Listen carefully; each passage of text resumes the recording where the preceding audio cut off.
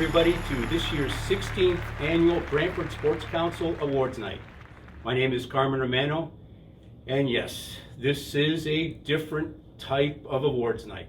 It is the world that we live in right now, and we are doing this, as you can see, in the studio, and tonight is a very, very special day because we're here to honor the Frank Tomlin Award. It is my honor to be once again an MC today, and it is different. I can just take us back to 1 year ago, just before everything, the new reality took place. We were at the Brantford Golf and Country Club, 220 people, all dressed up, just a fantastic night like it's always been over the years. And tonight it's just me, a camera, and there's about 6 or 7 of us in this room that are going to be coming up that we're going to honor one individual in particular. And so that's the way it is, and we're going to make the best of it. So at this time, I'd like to call up a good friend of mine and really the driving force behind the Brantford Sports Council these days. And Bill, why don't you come on up and take us through our first part of our night. Thank you, Carmen. I would normally say good evening, but it's good afternoon. Welcome to this year's Brantford Sports Council's Frank Tomlin Award presentation for Sportsperson of the Year. My name is Bill Harding, and I'm the current chair of the Brantford Sports Council, and we're pleased to have this opportunity to again host and arrange for the presentation of the Tomlin Award. As well, it gives us an opportunity to update you on some of the youth sport developments taking place in the community. At this time, we'd normally be hosting our Brantford Sports Council Awards and Recognition banquet, as Carmen mentioned, recognizing all the coaches, the teams, the individuals, the sponsors, everyone that's involved in our community stakeholders in making this an event that it has been for the past 16 years.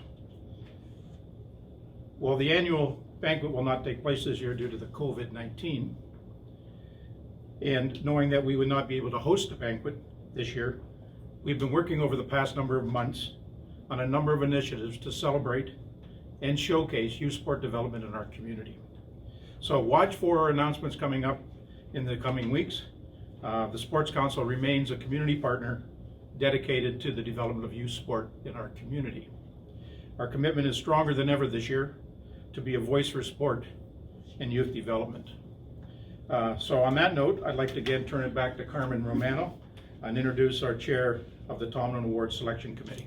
Carmen? Thanks, Bill.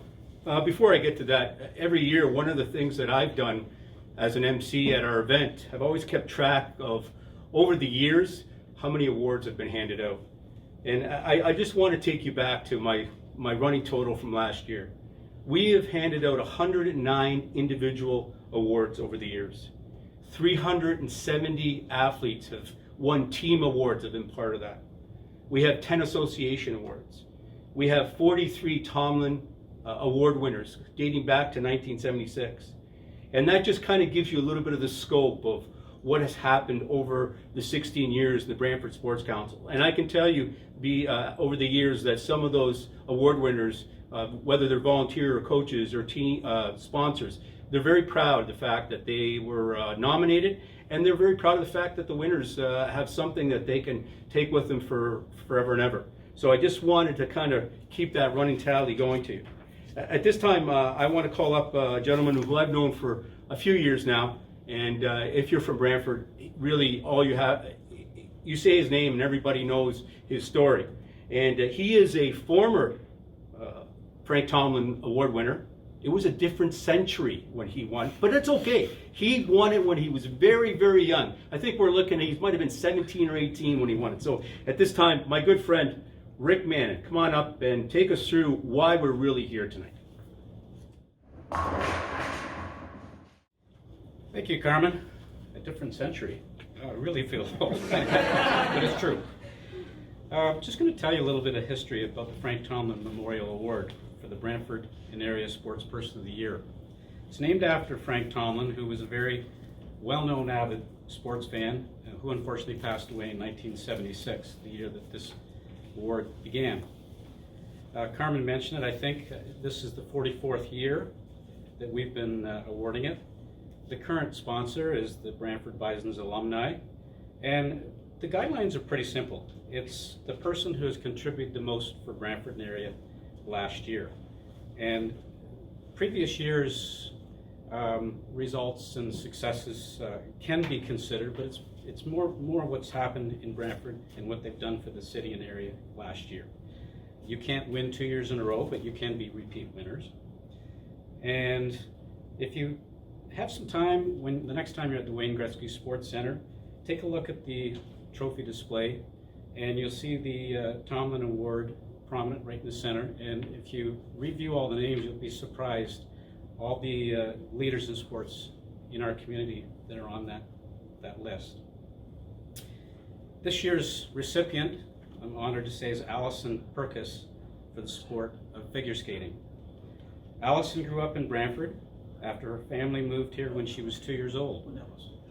Her mother skated in Toronto when she was young, so she enrolled Alison in a Learn to Skate program at the Brantford Figure Skating Club when she was 4 years old, thinking she might like it, and she was immediately hooked on the sport. Alison excelled in the sport and was soon traveling to national and international competitions beginning at the early age of 11. In her late teens, Alison injured her back, which ultimately forced her retirement from competing. Throughout her university studies, she kept busy on the ice as a choreographer and eventually moved into doing freelance work as a researcher for television broadcasts of international figure skating events. In 2006, Alison began her coaching career as a full-time coach and choreographer at a figure skating school in Strathroy. During the next 10 years, she was mentored to grow into a national level coach with Skate Canada. Fast forward to last year, just before the pandemic became evident, at the Canadian Figure Skating Championships, the crowned national champions in pairs for the novice, junior, and senior divisions were all under Alison's tutelage. Plus, both of her senior teams earned the only 2 spots at the World Figure Skating Championships. Unfortunately, they were subsequently canceled due to the COVID. Alison may be the only coach who has trained the champions in every category in the pairs discipline. Because of her success at coaching and commitment to the athletes whom she coaches, most of these top-level competitors have either moved to Brantford or to nearby cities to train with Alison in Brantford. When athletes make this kind of commitment to their coach, that's a true testament to Alison's coaching and care. Please join me in welcoming Alison up to the podium and accepting this award.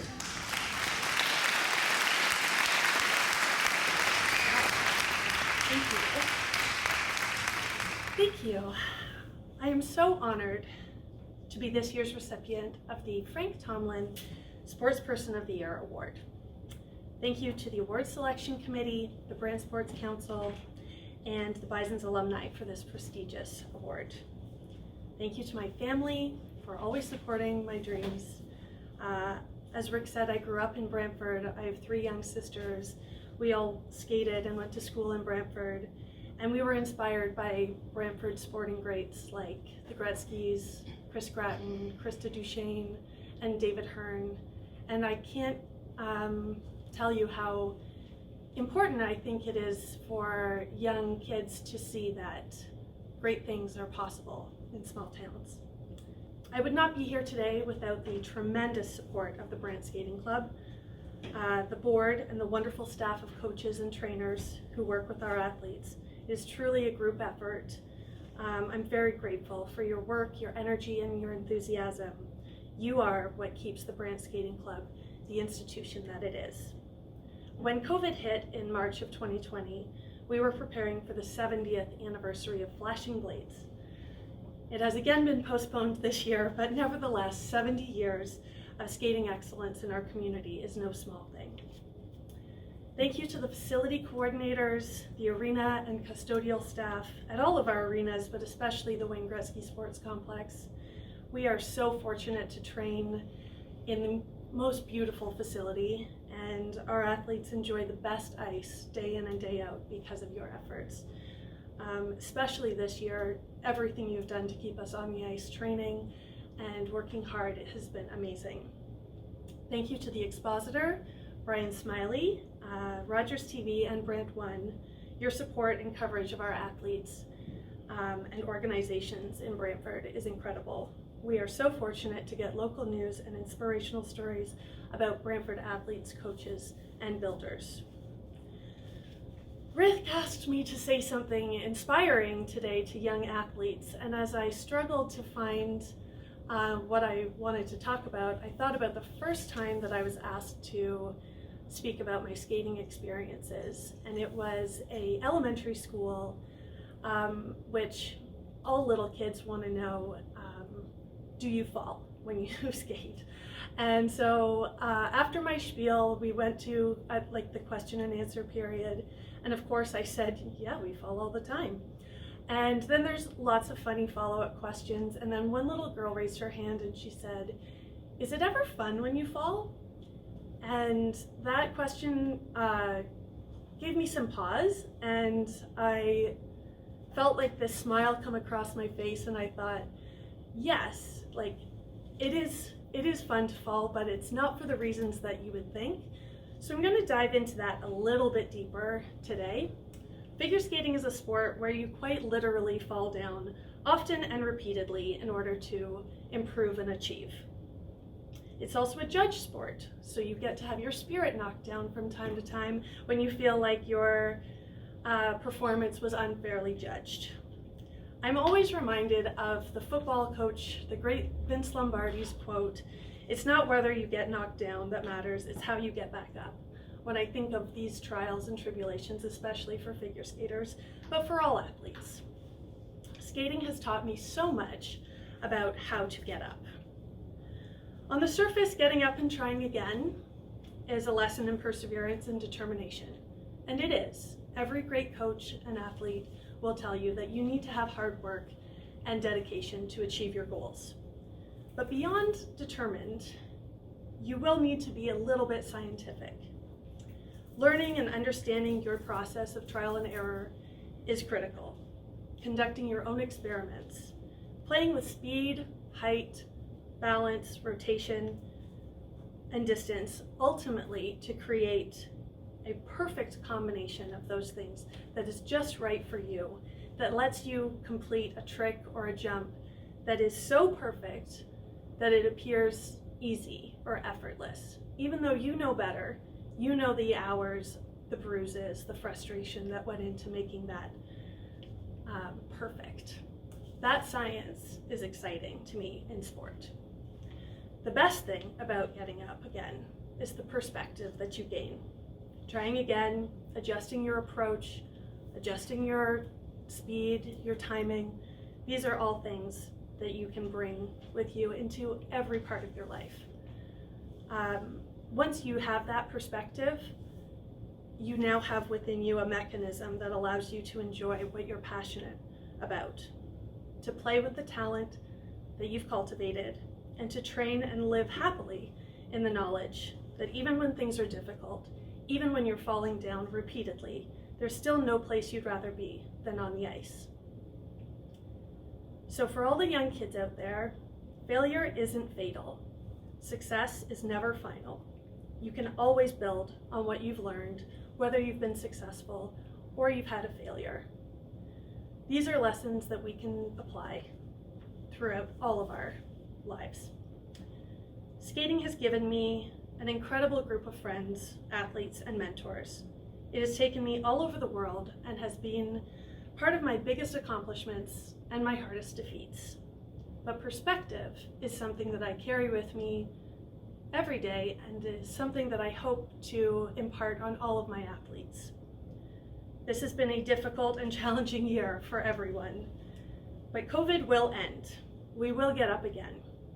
And when we do, it will be with tremendous gratitude and a drive to strengthen ourselves. I am so grateful for the health and safety of my family, friends, and community. And I am also grateful to live in Brantford and to have the support of so many incredible people and organizations. Thank you again to everyone who made this possible. Alison, On behalf of the Brantford Sports Council and all our community partners, we wanted to congratulate you for being named the Sportsperson of the Year and sharing with us your story today. And much appreciated by all, I'm sure. You join an exclusive group of people who have added to the sport fabric of our community over some 44 years, Rick? 44? 45 years, going into 45 years. And wanted to take this opportunity to present you with a small token of our appreciation.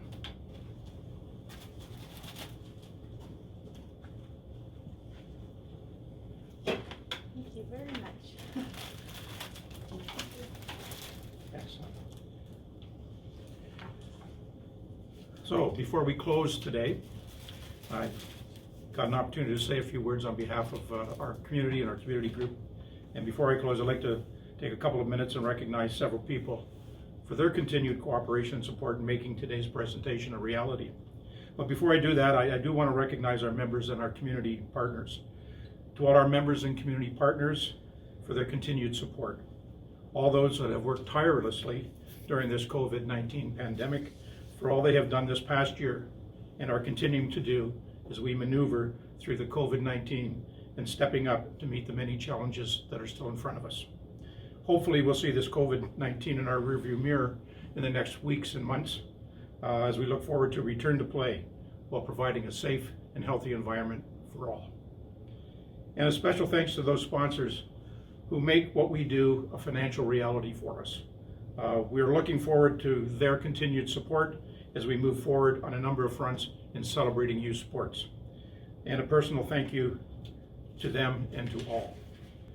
To our executive committee that do all and continue to do a lot throughout the year, Pat Suchak, Chris Cardick, Jim Turnbull, Jason Laurent, all the work, I can't tell you how much work goes on behind the scenes to continue to move sports development in our community ahead and support that we can provide.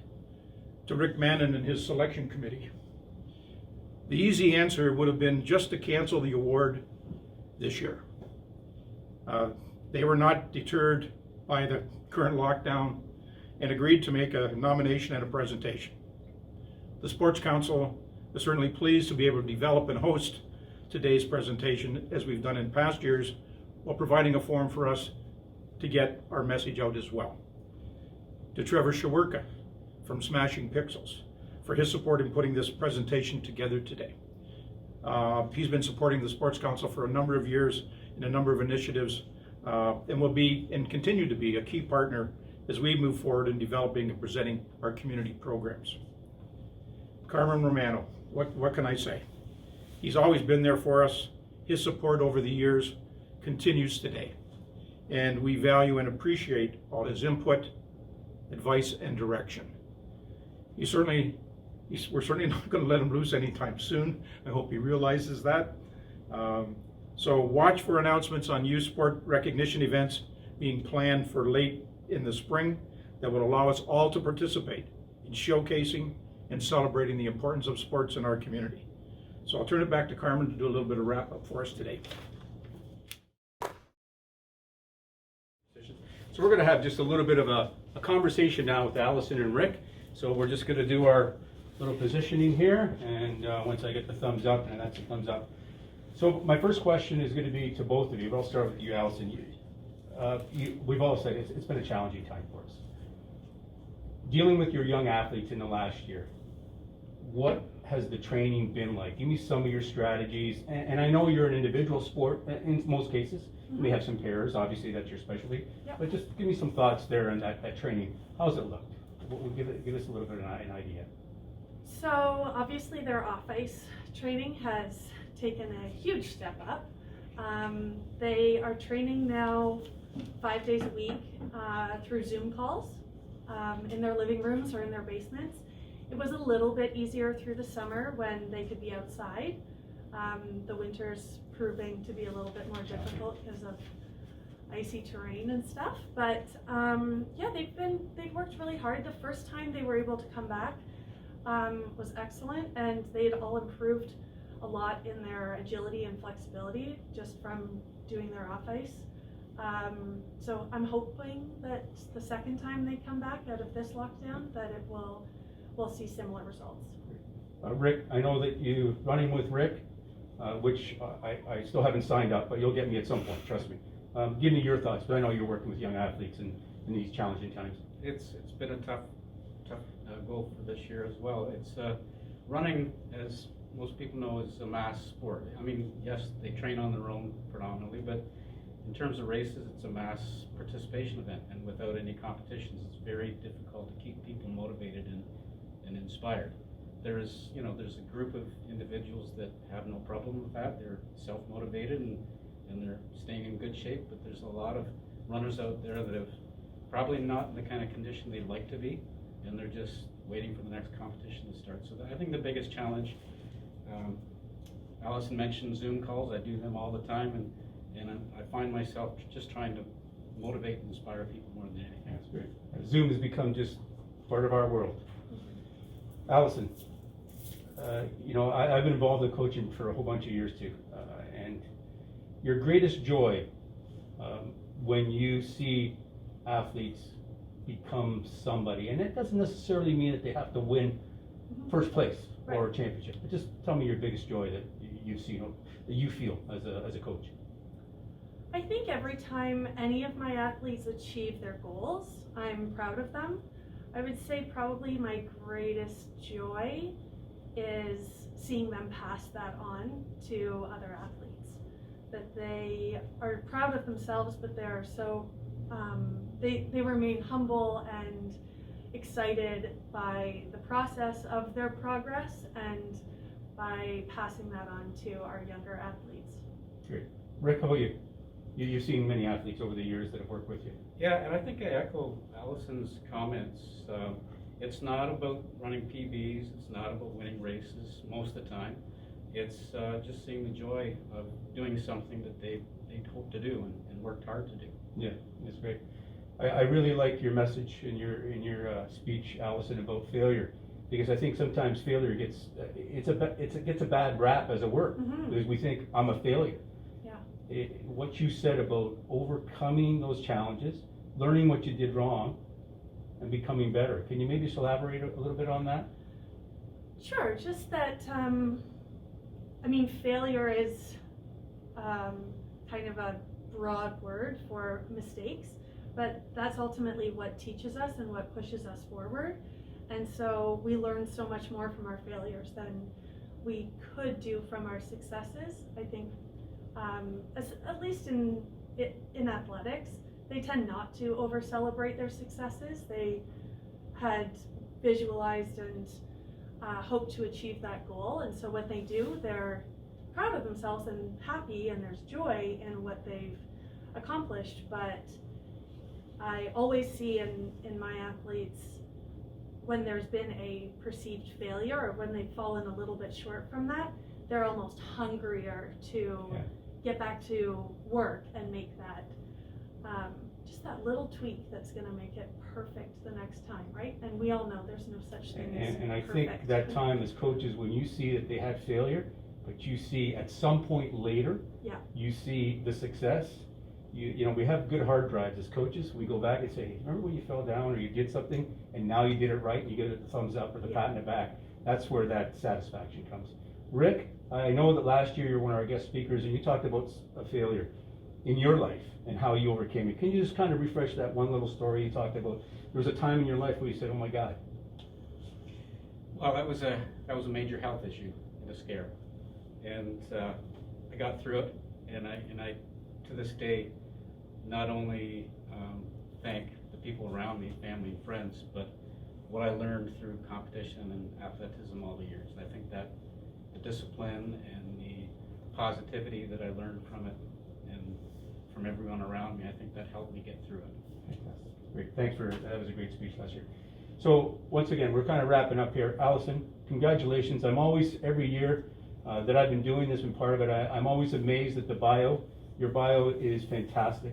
It's lengthy, and your give back to the future athletes and the fact that you touched upon they will give back as coaches someday, and we're all part of that. And you mentioned some of the coaches that had an impact in your life and the organizations, and that's so true about what the Brantford Sports Council is about.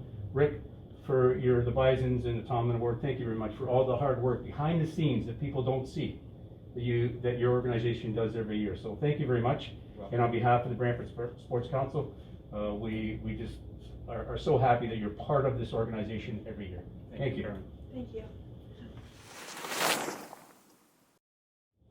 So that brings to a conclusion this year's Brantford Sports Council Awards for the Frank Tomlin Award. Alison, once again, congratulations on your award, a very worthy winner.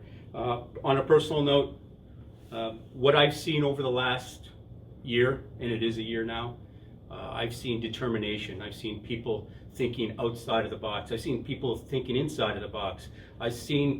We've seen Zoom take on a whole new world, or whatever platform it is. I've seen coaches do things that we never thought were possible. I've seen athletes, young athletes, and we've seen professional athletes, how they adapted. And that just is something that I think will make us all stronger in the end. I think Alison said it, that when we get back, and we will get back on the fields, on the track, on the ice, whatever the sport is, I know that our athletes will be so happy, and they will give so much more because they'll be so more appreciative of everything that we've been through. I know the coaches will do the same thing.